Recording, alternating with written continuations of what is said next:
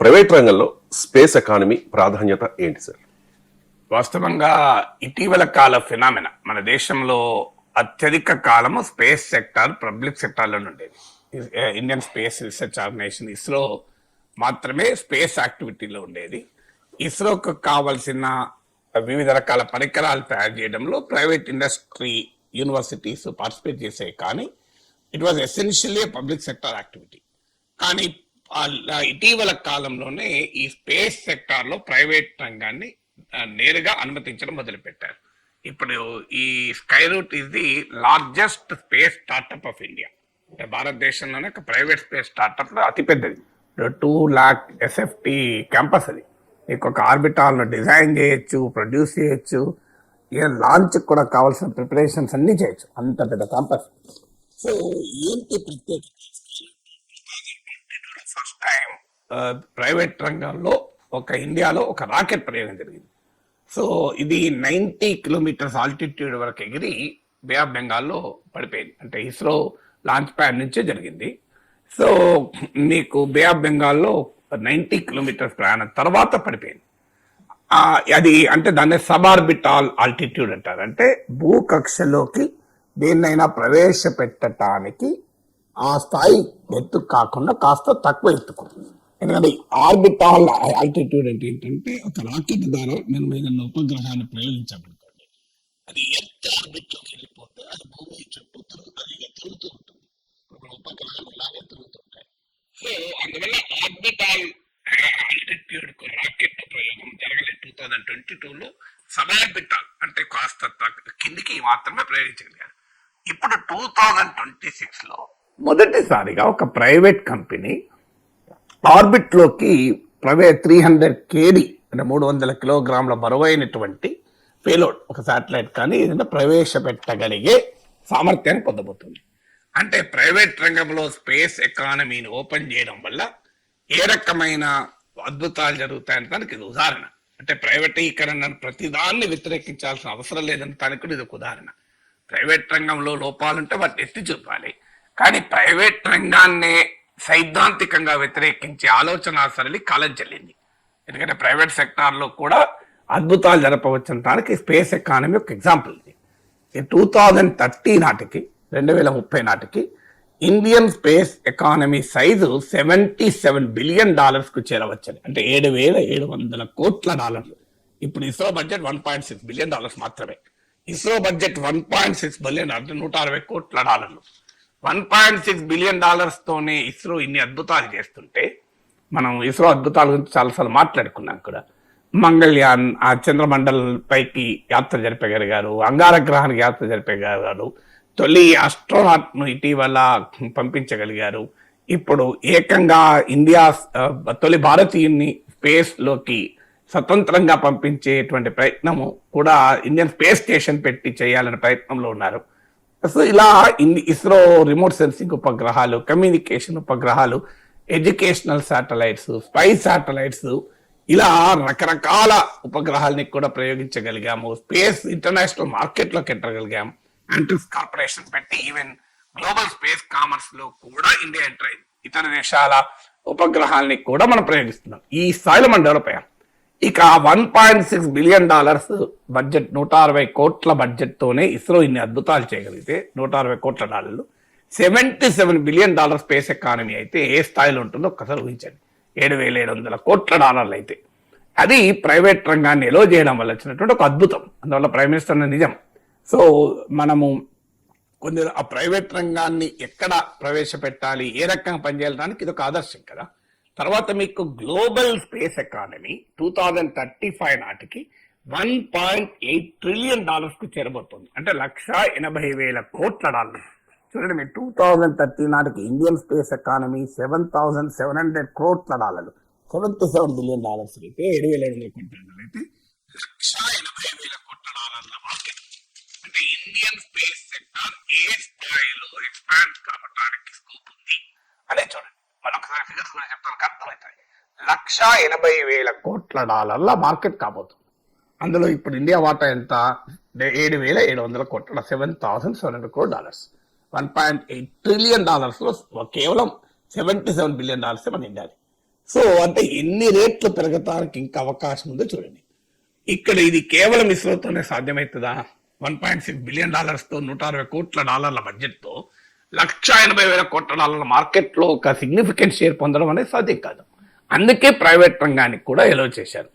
ఇది ఇప్పుడు ఇలా ఇస్రోకు సప్లై చేసే సిస్టమ్స్ లో 80% ప్రైవేట్ సెక్టార్ సప్లై చేస్తుంది. ఇది పబ్లిక్ ప్రైవేట్ పార్ట్నర్షిప్ అంటే. పబ్లిక్ ప్రైవేట్ పార్ట్నర్షిప్ అంటే ప్రభుత్వ రంగంలో డెవలప్ చేసి ప్రైవేట్ వాళ్ళకి అప్పచెప్పి సంపాదించుకోమని చెప్పడం పబ్లిక్ ప్రైవేట్ పార్ట్నర్షిప్ కాదు. పబ్లిక్ ప్రైవేట్ పార్ట్నర్షిప్ అంటే significant contribution private sector should do to the growth of public sector. అలా కాదు మేము మీకు ఆస్తులు, వనరులు, భూములు అన్ని ఇచ్చేస్తాం మీరు అనుభవించండి అంటే పబ్లిక్ ప్రైవేట్ పార్ట్నర్షిప్ కాదు. అది private appropriation of public resources.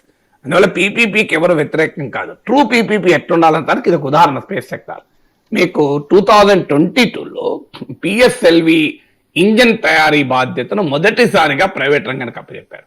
So PSLV అంటే ఎంత ఫేమస్ మనందరికీ తెలుసు. ప్రతిసారి పిఎస్ఎల్వి ప్రయోగం అని పేపర్లో చూస్తాం. పోలార్ శాటిలైట్ లాంచ్ వెహికల్ అని, అంటే భూ ధ్రువ కక్షలోకి ఉపగ్రహాలను ప్రవేశపెట్టేటువంటి రాకెట్. అది ఇండియాస్ మోస్ట్ సక్సెస్ఫుల్ రాకెట్ అది పిఎస్ఎల్వి అనేది.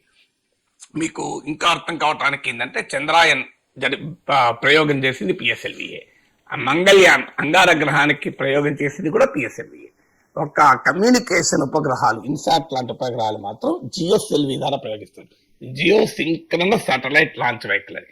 అంటే అది భూ స్థిర కక్షలోకి ప్రవేశపెట్టాలి. ఇదేమో ధ్రువ కక్ష, ఇదేమో పోలార్ ఆర్బిట్ అయితే అదేమో జియో స్టేషనరీ ఆర్బిట్. అందువల్ల అది ఇంకా మోర్ హెవియర్ శాటిలైట్స్ ప్రయోగించాల్సి ఉంటుంది. సో అలాంటి పిఎస్ఎల్వికి ఇంజన్ తయారు చేసేటువంటి బాధ్యత 2022లో ప్రైవేట్ రంగానికి ఓపెన్ అప్ చేస్తే consortium of 2 companies, Hindustan aeronautics limited ఇది public sector company, Larsen and Toubro L and T రెండో కంపెనీ, ఈ 2 కంపెనీలు కలిసి పిఎస్ఎల్వికి ఇంజన్ తయారు చేసే కాంట్రాక్ట్ పొందింది. చూడండి, ఇది పబ్లిక్ ప్రైవేట్ పార్ట్నర్షిప్ అంటే. ఒక పబ్లిక్ సెక్టార్ కంపెనీ మరో లీడింగ్ ప్రైవేట్ కంపెనీ కలిసి మరో పబ్లిక్ సెక్టార్ కంపెనీ కంట్రిబ్యూట్ చేస్తుంది. That is called PPP. PPP అంటే ప్రభుత్వంలో మెడికల్ కాలేజ్ ఏర్పాటు చేసి నిర్మించి ప్రైవేట్ వాళ్ళకి అప్పచెప్పి వాళ్ళు కొంత డబ్బులు ఖర్చు పెట్టి దాంట్లో సంపాదించుకున్న తనకు అవకాశం కల్పించిన పీపీపీ కాదు. పీపీపీ అంటే 100 కోట్లతో రోడ్ వేసి 500 కోట్ల దాకా టోల్ వసూలు చేసుకోవడం పీపీపీ కాదు. That is not PP. 100 కోట్ల రోడ్ వేసి 20,000, 30,000, 40,000, 50,000 టోల్ ట్యాక్స్ వసూలు చేసి మీరు 1000 కోట్లు సంపాదించుకోండి అని అవకాశం ఇవ్వడం పీపీపీ కాదు. రియల్ పీపీపీ ఏంటంటే ఈ సిగ్నిఫికెంట్ కంట్రిబ్యూషన్ ఉండాలి ప్రైవేట్ రంగానికి కూడా. సో ఇప్పుడు ఇండియన్ స్పేస్ సెక్టార్ లో ఒకప్పుడు పబ్లిక్ సెక్టార్ మొనోపొలీ మాత్రమే ఉండేది. దాన్ని ఇప్పుడు 3 లేయర్స్ గా క్రియేట్ అవుతుంది. ఫస్ట్ లేయర్ లో ఇప్పటికీ కూడా India space activities led by ISRO, Indian space research organisation. ఇది ఎంత గొప్పది అంటే మీకు చంద్రయాన్ అమెరికా నాసా ప్రయోగంతో పోలిస్తే 1/10 కాస్ట్ కే తయారు చేయగలిగారు. అఫ్ కోర్స్ అది ట్రూ కంపారిజన్ అనేది కొద్దిగా ఇబ్బందిగా ఉండవచ్చు, but it only indicates frugal engineering అంటారు. అంటే తక్కువ కాస్ట్ తో తయారు చేయడం ఇండియాకున్న ప్రత్యేకత. లో కాస్ట్ ఇంజనీరింగ్, దాన్ని ఫ్రూగల్ ఇంజనీరింగ్ అంటారు. ఎందుకంటే గ్లోబల్ కాంపిటేటివ్ మార్కెట్ లో ఎంత తక్కువ ఒక ప్రోడక్ట్ తయారు చేస్తావన్నది కీటర్ అవుతుంది. క్వాలిటీ కాంప్రమైజ్ కాకుండా హౌ లో you will create a product. So అలాంటి ప్రత్యేకత ఇస్రో. వాస్తవంగా మనం శ్రీహరికోట పోతే చూడొచ్చేమో, కానీ నిజంగా నేను ఈ మధ్య హూస్టన్కి వెళ్ళాను. హూస్టన్లో నాసా సెంటర్కి వెళ్ళాను, నాసా కేంద్రం అది. ఆశ్చర్యం ఏంటంటే ఓపెన్ గా నువ్వు వెళ్ళి ఇస్రో నాసా ఫెసిలిటీని చూడొచ్చు. పెద్ద ఎగ్జిబిషన్, అసలు ఆ స్పేస్ ఎగ్జిబిషన్ చూస్తే అసలు ఉత్తేజం పొందాం. అన్ఫార్చునేట్లీ ఒక ఇస్రో ఒక పెద్ద మ్యూజియం ఎందుకు హైదరాబాద్లో పెట్టకూడదు? పెడితే చిన్నపిల్లలు వెళ్తే ఆ స్పేస్ చూసి ఇన్స్పైర్ అవుతారు కదా, మేము కూడా స్పేస్ సైంటిస్ట్లం అవుతామని. కానీ అన్ఫార్చునేట్లీ మన దగ్గర ఆ ఇస్రోకి వెళ్తే చూపెడతారో లేదో కూడా తెలియదు. పర్మిషన్లు తీసుకోవాలి, 1,00,000 అనుమతులు తీసుకుంటే చేస్తారు. అదే నాసా స్పేస్ సెంటర్లోకి నువ్వు డబ్బులు పెట్టేసి కొన్ని ఏరియాలు ఏమైనా నాట్ అలౌడ్ కావచ్చు, కానీ యూ కెన్ సీ, మేము seen the rockets, NASA rockets, Apollo mission ఇవన్నీ చూసొచ్చాం. సో ఎంత ఇన్స్పిరేషన్ అనిపిస్తుంది చూడండి.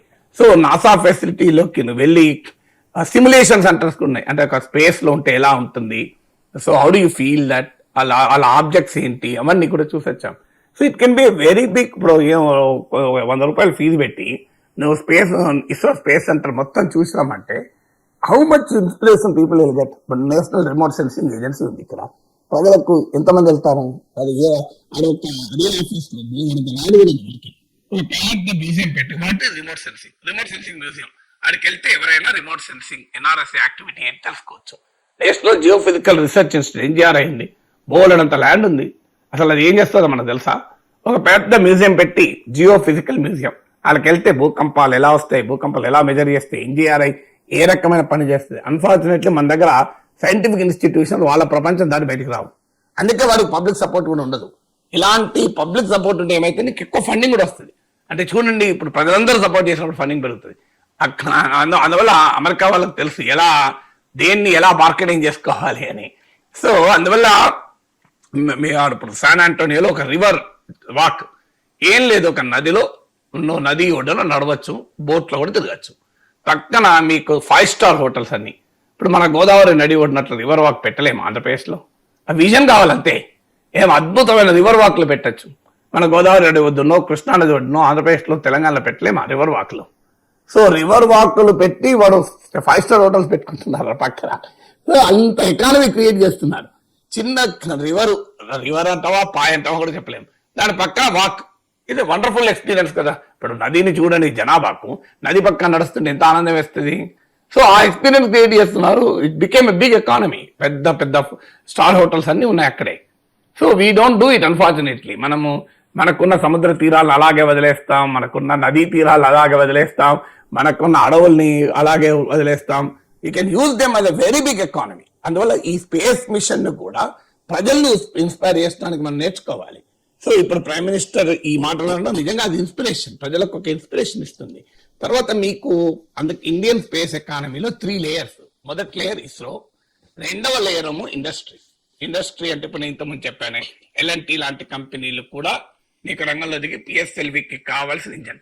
థర్డ్ లేయర్ ఏంటంటే స్పేస్ స్టార్టప్స్. ఇది ఇప్పటికీ 300 స్టార్టప్స్ ఉన్నాయి స్పేస్ లో, ఇటీవల ఫినామినన్. సో అందులో Skyroot is the earliest. అది మన హైదరాబాద్ లో ఉండడం మన గర్వకారణం. ప్రైమ్ మినిస్టర్ ప్రారంభించిన స్కై రూట్ ఇన్ఫినిటీ క్యాంపస్ మీకు శంషాబాద్ దగ్గర 2 లక్షల SFT. ఎంతమందికి ఎంప్లాయ్మెంట్ క్రియేట్ అవుతుందో చూడండి, ఎంత ఇన్నోవేట్ చేయొచ్చో చూడండి. అందువల్ల ఒక ఉన్న ఆపర్చునిటీని ఎలా వాడుకోవచ్చు అన్న దానికి స్పేస్ ఎకానమీ ఒక ఎగ్జాంపుల్ గా మనం చెప్పాలి. డెఫినెట్గా ఇట్స్ గ్రేట్ అచీవ్మెంట్. అందువల్ల స్పేస్ పబ్లిక్ ప్రైవేట్ పార్ట్నర్షిప్ అంటే ఎలా ఉండాలి, ప్రైవేట్ రంగంలో మీరు అవకాశం ఇచ్చినప్పుడు ఏ రకమైన అద్భుతాలు చెయ్యొచ్చు, ఇలాంటి వాటికి Indian space economy is an example.